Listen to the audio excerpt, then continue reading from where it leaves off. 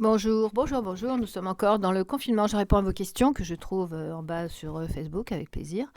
Donc, après la vidéo de. Enfin, le truc, le podcast, là, le truc machin, enfin, l'enregistrement du burn-out, beaucoup de personnes, je ne sais pas pourquoi, je n'arrive pas à voir comment vous êtes arrivé là, mais peu importe pourquoi.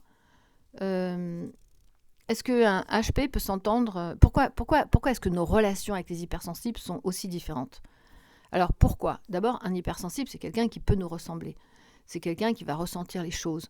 C'est quelqu'un avec qui on va aimer avoir des échanges, surtout si on est dans le mode créatif, des contractions. Voilà, le surdoué, c'est un vrai sensible, qu'il soit HPI, HPS. On est relié à une sensibilité extrême. Ensuite, on va vers ce qui a du sens. Ensuite, on est dans l'empathie et la culpabilité. Donc, pourquoi est-ce qu'avec les hypersensibles, premièrement, nous entendons très bien? J'ai accepté de prendre avec moi les hypersensibles parce qu'ils ne sont ni dans la catégorie de normaux pensants à pouvoir se détacher des choses, ni dans la catégorie des surdoués. Pourquoi? Pourquoi est-ce qu'on s'entend avec eux? Parce qu'au départ, ils ont cette sensibilité. Pourquoi à un moment, ils finissent par nous agacer? Parce qu'ils n'ont que cette sensibilité en commun avec nous, avec le HP, le surdoué. Donc, alors je parle des surdoués qui se connaissent, évidemment, pas ceux qui n'ont toujours rien compris ou qui se cherchent avec plaisir, on les aidera. Mais ce que je veux dire, c'est ça, c'est que l'hypersensible, il est comme nous. Donc quand j'ai fait une vidéo sur solitude hypersensible, là, ça a déclenché toute la folie des personnes hypersensibles, que j'ai accueillies avec plaisir parce qu'ils avaient quand même besoin d'un coup de main, mais à qui j'ai dû dire que oui, peut-être ils n'étaient pas surdoués. Donc avec certitude, ils ne sont pas surdoués. Seulement, ils ont une grande partie de cette sensibilité qui est aussi celle des HP. Surtout des HPE qui sont, qui connaissent un peu leur fonctionnement, un peu plus que le HPI qui est sous contrôle.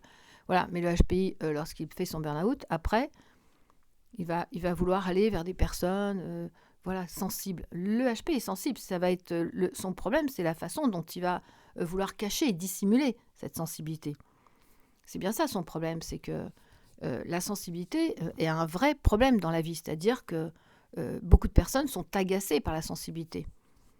Moi, je sais que dans ma famille, par exemple, ils me disent « Non, mais Raymond, on sait que tu es sensible. » Ça, c'est ma fille. « Non, mais maman, on sait que tu es sensible, mais fais un effort. » Hein?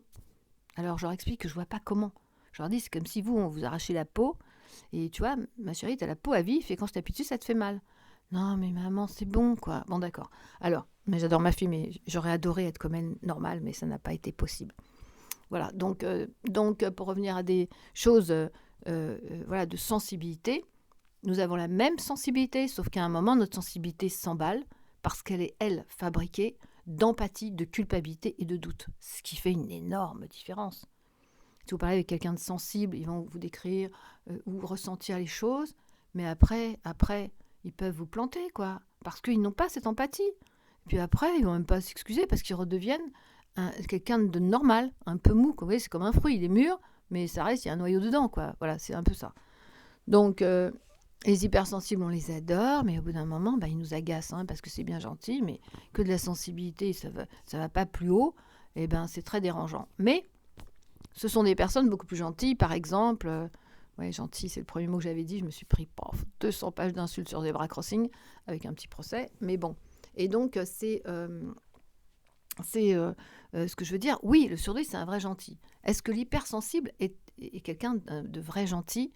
Ben non, parce qu'à un moment, il a besoin de reprendre la main.